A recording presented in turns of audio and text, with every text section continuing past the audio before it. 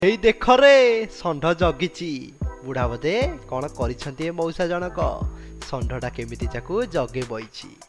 ମଉସା ବି ମଧ୍ୟ ଏତେ ଭୟ ଯେ ଶଙ୍ଖ ତଳେ ପଶି ଯାଇଛନ୍ତି। ହଁ ଦର୍ଶକ ବନ୍ଧୁ, ଏ ଭିଡିଓ ଦେଖିପାରୁଥିବେ ମଉସା କେମିତି ଛପି ବଇନ୍ତି, କାହିଁକି ନା ସେ ଷଣ୍ଢଟା ତାକୁ ଜଗି ବଇଛି।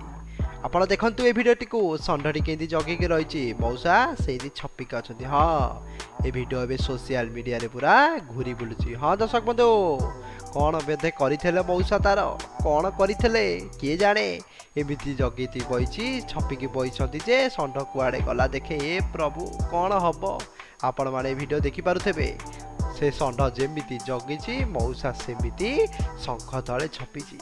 ଯଦି ଉପରକୁ ଆସିବ କଣ ତାର ହବ କିଛି କହିବାର ସମ୍ଭବ ନାହିଁ। ଏବେ ଭିଡିଓଟି ପୁରା ଭାଇରାଲ ହେବାର ଲାଗିଛି ସୋସିଆଲ ମିଡିଆରେ। ହଁ ଦର୍ଶକ ବନ୍ଧୁ, ପୁରା ଏବେ ସୋସିଆଲ ମିଡିଆରେ ଭିଡିଓଟି ପୁରା ଭାଇରାଲ ହେବାରେ ଚର୍ଚ୍ଚାରେ ଲାଗିଛି।